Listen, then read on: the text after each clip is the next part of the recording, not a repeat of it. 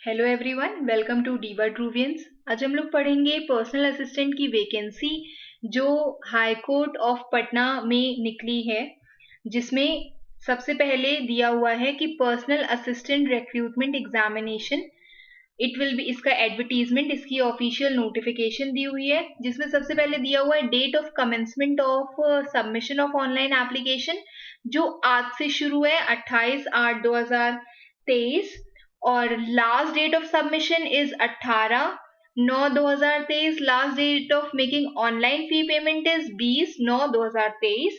ठीक है, और ऑनलाइन एग्जामिनेशन कब होगा ये बाद में बताया जाएगा। और इसमें बोला गया है कि अभी हम लोग की जो टोटल वैकेंसीज आई हैं that is 36 in total fresh vacancies direct recruitment of personal assistant के लिए। और वेकेंट पोस्ट जो है इसमें what money will be paid, इसमें लिखा हुआ है that it will be 44,900 to 1,42,400 of pay, जिसमें 7 पे ग्रेड विल बी देयर, और उसके साथ यूजुअल अलाउंसेस भी दिए जाएंगे। ठीक है, फिर इसके बाद इसमें दिया हुआ है कि कौन कौन सी कैटेगरीज में कौन कौन सी नंबर ऑफ पोस्ट है। तो अनरिजर्व्ड में 15 है, जिसमें से 5 विल बी फॉर women। मतलब टोटल जो वैकेंसीज है वो इतनी है, 36 वैकेंसीज आर देयर। फिर 6 में से 2 are for women। Then ST में ओनली 1 इज देयर, और ईडब्ल्यूसी एक्सट्रीमली बैकवर्ड क्लासेस में 7 आउट ऑफ 2 women के लिए है। बैकवर्ड क्लासेस में 4 out of 1 is for women। Then economically weaker sections में 3 और 1। ठीक है, और इसमें ये भी एक चीज ध्यान रखना है कि इसमें जितने भी आप क्लेम कर रहे हो categories, so you need to have your own certificates with you, जो आप at the time of interview भी शो करेंगे, एंड फॉर्म भरने के लिए भी उसकी जरूरत पड़ेगी। ठीक है, टोटल वैकेंसीज में से जो एक वैकेंसी है that is for orthopedically handicapped candidates in the respective category. इसके बाद इसमें फिर से वही टाइम दिया हुआ है। एप्लीकेशन की जो लिंक है वो कब से एक्टिव होगी, वो 28/8/2023 से, मतलब कि हो चुकी है ये एक्टिव, से लेकर के 18/9/2023 तक रात में 12 बजे से पहले, मतलब 11:59 पर खत्म हो जाएगा। ओके, फिर only 1 application has to be submitted by each candidate. आप बार बार उसको नहीं सबमिट कर सकते हो, चेंजेस कर सकते हो, लेकिन सबमिशन सिर्फ एक ही बार होगा। फिर नंबर ऑफ वैकेंसीज जो अभी के लिए वो टेंटेटिव है, मतलब वो समय के अनुसार वो चेंज हो सकती हैं। और अब इसमें दिया हुआ है eligibility criteria, obviously you should be a citizen of India, ये सबसे इंपॉर्टेंट चीज थी। उसके बाद character must be such as to render suitable as to respect for appointment to the service of high court. ठीक है, ये character certificate in the sense कि कोई कोर्ट ऑफ लॉ में कुछ भी ऐसा कुछ नहीं हुआ हो।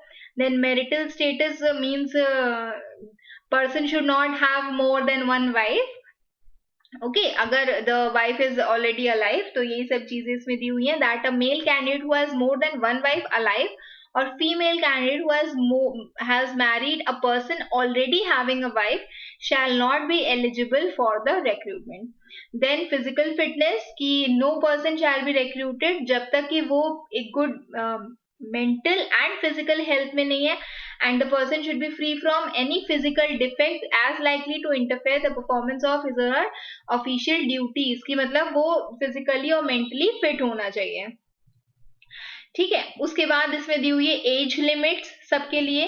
तो एज लिमिट अनरिजर्व्ड के लिए इकोनॉमिकली वीकर सेक्शन में मेल के लिए दी हुई है 37 ईयर्स। ठीक, मतलब आप 1986 से पहले के बॉर्न नहीं होने चाहिए। और unreserved and economically weaker section for women के लिए दिया हुआ है 40 ईयर्स।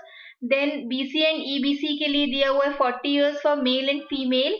एंड देन SC/ST के लिए दिया हुआ है 42 ईयर्स, एंड ऑर्थोपेडिकली हैंडीकैप के लिए दिया हुआ है 47 ईयर्स। ओके, और ये जो अपर एज लिमिट इन एम्प्लॉयमेंट जो सेंट्रल गवर्नमेंट में या फिर गवर्नमेंट ऑफ बिहार में, उनको 5 ईयर्स का और एज रिलैक्सेशन मिल सकता है। फिर उसके बाद इसमें दिया हुआ है कि वो कैंडिडेट्स जो एज रिलैक्सेशन क्लेम कर रहे हैं, वेट, इसमें लिखा हुआ है कि कैंडिडेट्स जो क्लेम करें age relaxation in more than one category will be entitled only one of the relaxation, जो भी उनके लिए बेनिफिशियल होगा। आप 2 कैटेगरीज में एज रिलैक्सेशन नहीं ले सकते हैं, ठीक है। फिर उसके बाद दिया हुआ है एजुकेशनल क्वालिफिकेशन क्या होनी चाहिए, तो उसमें सबसे पहली चीज दी हुई है कि you should have graduation, okay. और उसके बाद आपके पास सर्टिफिकेट होना चाहिए English shorthand and English typing का मिनिमम स्पीड जिसमें उसमें लिखी होनी चाहिए। और उसके बाद diploma certificate of at least 6 months course of computer application में होना चाहिए।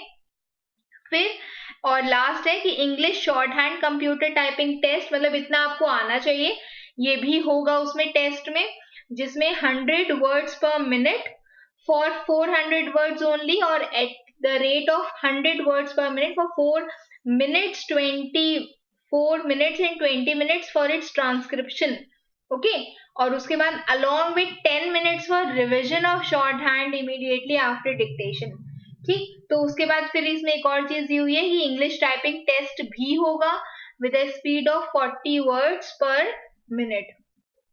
Then next is preferable qualification, मतलब अगर कोई पर्सन ये क्वालिफिकेशंस के साथ है तो उसको पहले प्रेफर किया जाएगा। Person who has serve territorial army for at least 2 साल, और कोई अगर किसी के पास बी सर्टिफिकेट है ऑफ एनसीसी, तो they will also be given extra preference at the time of interview. बाकी सबको एक जैसा मिलेगा। फिर रिजर्वेशन ऑफ कैटेगरीज इसमें बोला गया है कि इन जनरल जो भी वैकेंसीज होती है उसपे जो रिजर्वेशन होता है वो इसके अनुसार किया जाता है for each and every person, ठीक है। और हॉरिजॉन्टल रिजर्वेशन में जो सोशल से रिलेटेड होता है उन सब में विमेन और ओएच के लिए इतना रिजर्वेशन होता है। और उसके बाद लिखा हुआ है कि इफ वुमेन, अगर जो विमेन कैंडिडेट्स हैं उनको मिनिमम कट ऑफ नहीं मिलती है या मिनिमम कट ऑफ वो नहीं क्वालिफाई कर पाते हैं, या फिर नंबर ऑफ वुमेन जो है वो इनसफिशिएंट है, तब उनकी जो सीट्स हैं वो मेल कैंडिडेट्स को दे दी जाएगी, ठीक है। फिर इसमें आता है इनकम और asset certificate issued by the competent authority has to be produced। अगर आप इकोनॉमिकली वीकर सेक्शन में शो करते हो तो फिर आपको ये इनकम सर्टिफिकेट शो करने पड़ेंगे, इन द सेंस कि आपके पास जितने भी, if you are claiming that you are not in the general category, किसी और कैटेगरी में हो, तो आपको ये सारे सर्टिफिकेट जो है वो सब आपको शो करने पड़ेंगे, मीन्स आपके पास होने चाहिए। फिर दिया हुआ है मोड ऑफ सिलेक्शन, इसमें कैसा होना चाहिए, तो it should be preliminary test, जिसमें जो अभी एनेक्जर 1 में इसको आप अलग से देख सकते होगे। उसके बाद जिसमें सबसे पहले आएगा मल्टीपल चॉइस क्वेश्चंस, फिर एक कंप्यूटर टाइपिंग टेस्ट और shorthand computer typing test, ये तीनों आपके टेस्ट होंगे फर्स्ट पेपर में ही। फिर एक और ये आपका मेन होगा जिसमें सिर्फ shorthand computer typing test है, एंड लास्ट में there will be interview, okay. उसके बाद फिर नेक्स्ट इसमें दिया हुआ है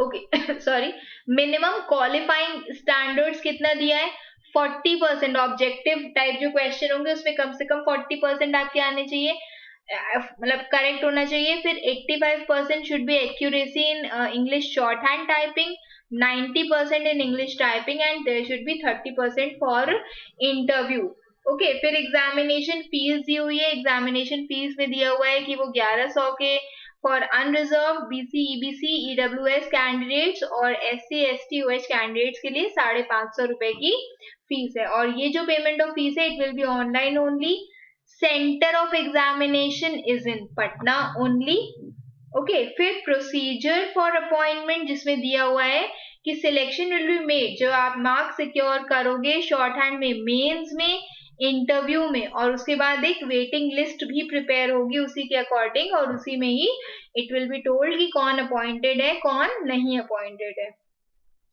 फिर उसके बाद सबसे लास्ट में कुछ और चीजें दी हुई हैं कि जो कैंडिडेट्स हैं in case you qualify for all the exams, तो आपके पास आपके ऑनलाइन एप्लीकेशन फॉर्म की ये कंफर्मेशन पेज हमेशा डाउनलोड कर लेना चाहिए, ये एडमिट कार्ड होना चाहिए आपके पास कॉपीज होनी चाहिए, कलर्ड पासपोर्ट साइज फोटोज की 8 कॉपीज होनी चाहिए, ठीक है। और ये whenever you will be having your interview, तो आपको उस टाइम पर ये सब चीजें शो करनी होंगी। और उसके बाद ये वो सारी चीजें हैं दैट 2 पासपोर्ट साइज फोटोज होनी चाहिए, एक आईडी प्रूफ होना चाहिए आपके पास, और हैविंग नेम, फादर्स नेम, डीओवी जिसमें हो।